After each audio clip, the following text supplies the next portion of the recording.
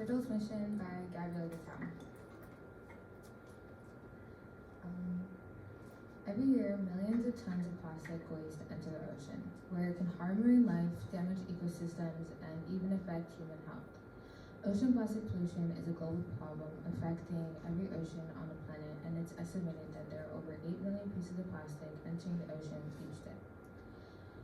The impact of plastic pollution on the ocean ecosystem is staggering. It's estimated that there are 800 marine species that are affected by plastic pollution, with some animals mistaking plastic for food or becoming entangled in it.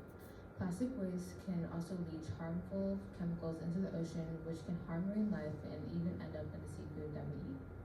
Finding solutions to ocean plastic pollution is crucial to preserving the health of our ocean and the planet as a whole. We need to use different methods to address this issue that include reducing plastic waste at the source, improving waste management practices, and developing innovative technologies for recycling and repurposing plastic. It also requires raising awareness about the problem and inspiring people to take action to reduce their own plastic use and support the efforts to address this urgent issue. By working together to find solutions, we can help protect the health of our oceans and the planet and for generations to come. I chose to do this project after my experience in the summer of my junior year.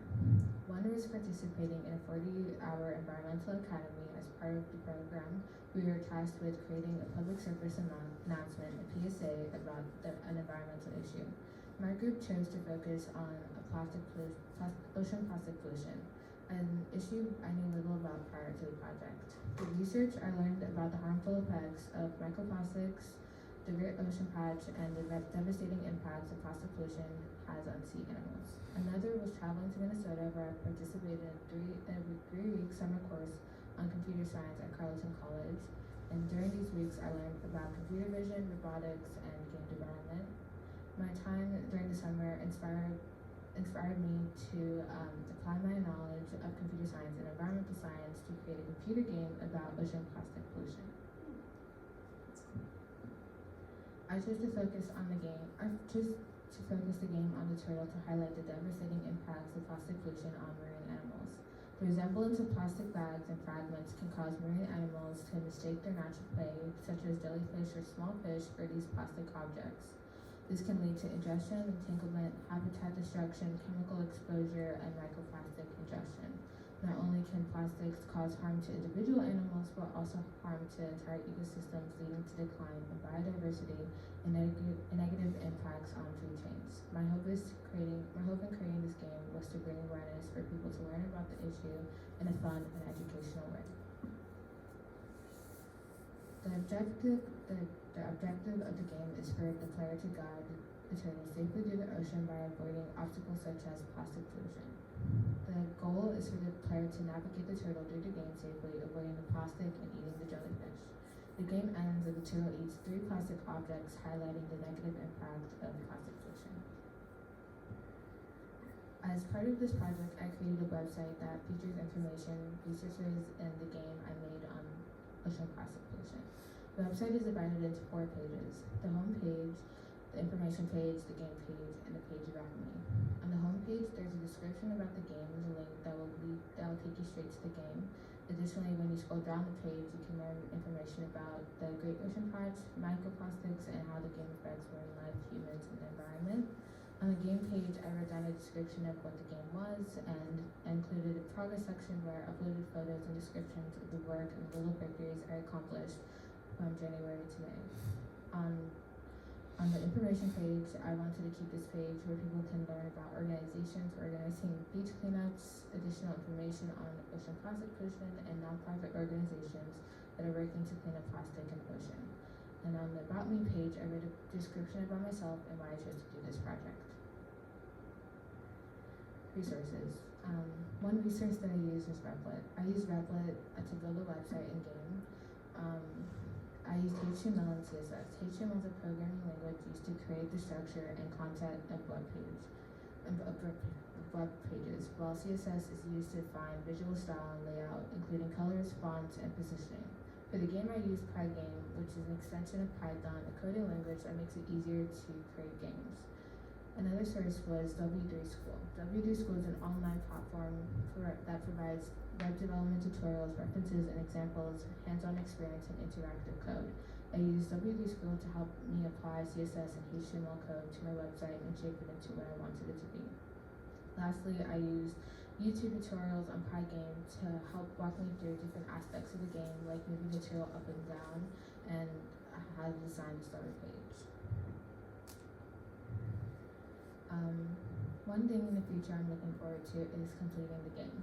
Though I was able to code the starter page in the main game, I wasn't able to finish the ending part where I hope to display the game over and a link to the website where they could go back to learn more about the game and the process I went through to build the game. I also hope to complete the game by making it more smooth and adding more levels and challenges. Another thing in the future I'm looking forward to is creating more games that focus on environmental issues, such as air pollution, deforestation, waste management, and waste management. I believe that the game can be a powerful tool to raise awareness about these important issues, and that games can educate people about the impact of their actions on the environment to inspire them to make more sustainable choices in their daily lives. On the slide, I provided a link and a QR code where you can scan it to access the website.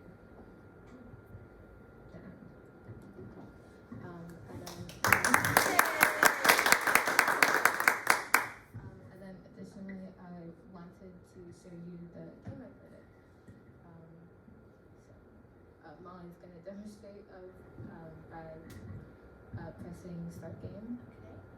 And then she is going to navigate through the ocean, using the up and down bar to move the turtle and try and eat the jellyfish while avoiding the plastic bag and the plastic rings. It's harder than it looks. Here, I'll hit a plastic ring just so they see what happens. Okay. And the game stopped because 3 plastics were eaten. Yeah, that's it. Amazing!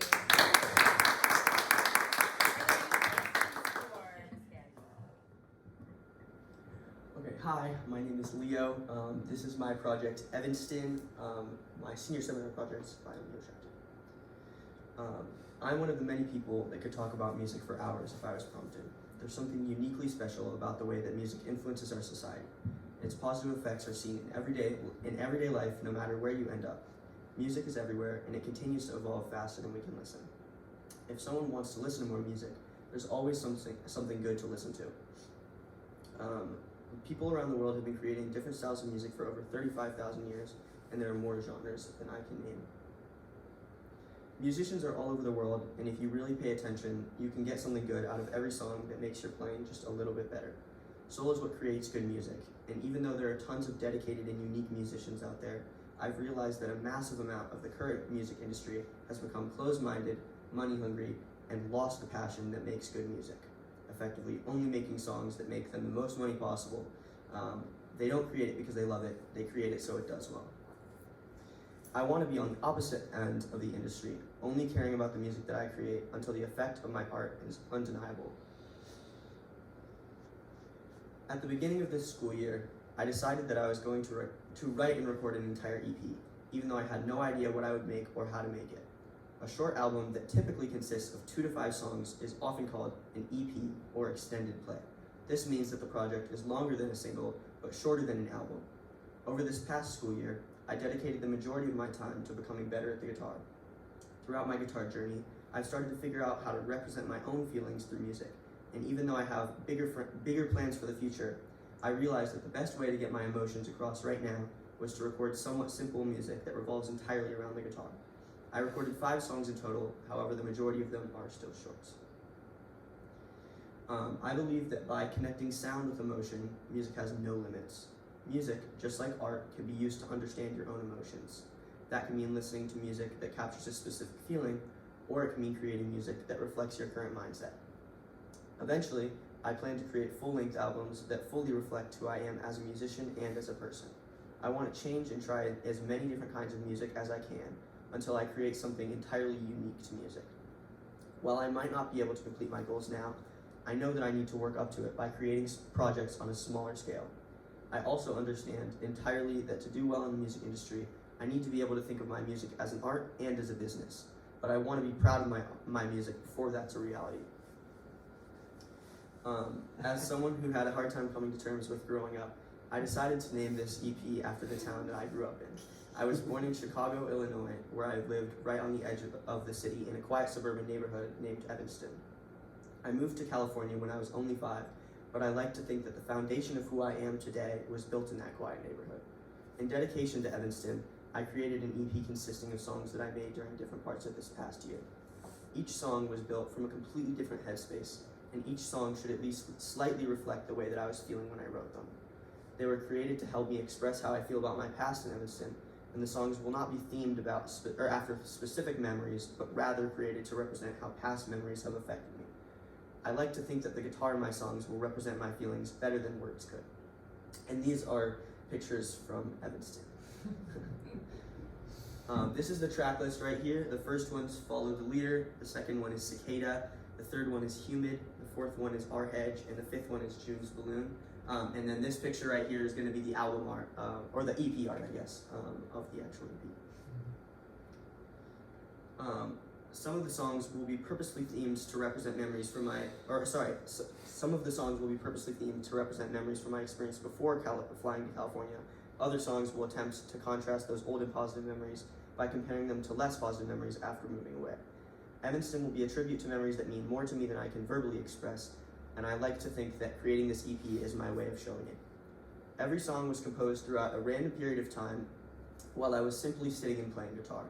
Without much thought or intention, I would rapidly change different parts of the song to make them all sound right to me. This led to a very unorganized group of songs. Structuring the EP and all of the songs was the hardest part because I made it by slapping a bunch of melodies together in an attempt to create something cohesive. Originally, my goals for this project were much bigger than what I ended up creating, but I realized that I needed to simplify my project to an instrumental guitar EP and learn to accept it for how it sounded. Perfectionism got in my way a lot throughout this year, and I finally understand what it means to be your own biggest critic. I plan to work even harder to create bigger and bigger projects, but for Evanston, I have to leave it feeling almost unfinished, which is a surprisingly difficult thing to do. Recording the songs was a learning experience in many ways, but the most notable thing that I had to learn was that patience is key with recordings. At first, I recorded a couple tests in music theory class at school, where I tried recording to a metronome for the first time. Even though I got a couple of decent takes, it felt as though I wasn't hearing the song that I wanted to create. After a while, I recorded a take that I was happy with, and my friend Ash from music theory helped mix and edit the final product for what ended up being the last song on the EP, June's Balloon. And then this is a quick 8-second video that Ash took while I was actually recording the fifth song.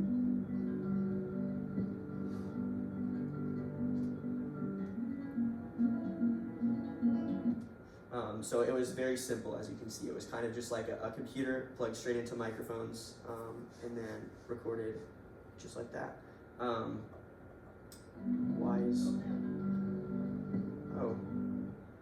lost my speaker notes. Okay. There. Outside of class time, I continued to record at home. However, I quickly found out that recording by yourself without any help from people with experience is the most intimidating learning curve that I've ever had to push through. I had to figure out how to use a DAW, or a digital audio workstation, and I had to figure out how to record my acoustic guitar using a microphone that I had borrowed, which I found a lot harder than it seems. The recording software that I used is a very complicated program called Avid Pro Tools, which is one of the industry standards for DAWs. Positioning your microphone has a large effect on the final sound of an acoustic guitar recording, and learning to make my guitar sound good through a microphone was a tedious process. Once I had some recordings, I tried to make them sound a little bit better through EQing, which means that I was raising and lowering different frequencies in the recording until the guitar sounded clean and consistent throughout the whole song. Eventually, after I'd figured out how to get everything I needed working, I spent hours recording different takes for the songs that I had written, and after a lot of rushing, I ended up with 5 generally simple guitar recordings. Adding personal connection to my first project was something that I knew I needed to do, but it ended up showing me a whole new perspective on perfectionism. At first, my project was supposed to be in tribute to specific memories. However, it felt almost wrong to dedicate such important memories to songs that I felt weren't as polished as they could be. That being said, I believe that the most genuine songs are recorded when they aren't overwritten, and come directly from human emotion. Meaning so much to me, it originally hurt to watch my projects grow because every second of every song had completely changed since when I had first structured everything. I'd given up on putting drums or bass into any of my songs, and after a while I decided that I wasn't going to record vocals. These were hard changes to accept because I sincerely wanted to create something special with all of those elements. To me, the songs that I've created still sound like they were recorded as demos. Originally, I was upset about that, but I've realized that every song I've created up until this point was simply created to work up to whatever's next. If I can make a small instrumental EP at 17 in my room and at school, just imagine the things that I'll be able to create as a professional musician later in my life.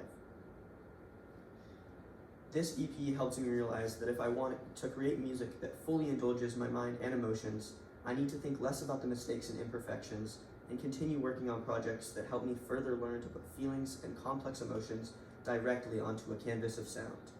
I understand now that everything Evanston lacks will be made up for in my future work. I plan to be a multi-instrumentalist and singer who's fully capable of finishing my own music, whether or not I have help. Even if Evanston doesn't hold much meaning to anyone but me, it'll still hold a place in my legacy when I've gotten much further as a musician, and I can look back and remember what all my music started with. It started with Evanston, the same way that I did, and I can't wait for my music to completely change and become whatever it would like to, just like I'm doing. And then this next song is a demonstration of the second song, Cicada.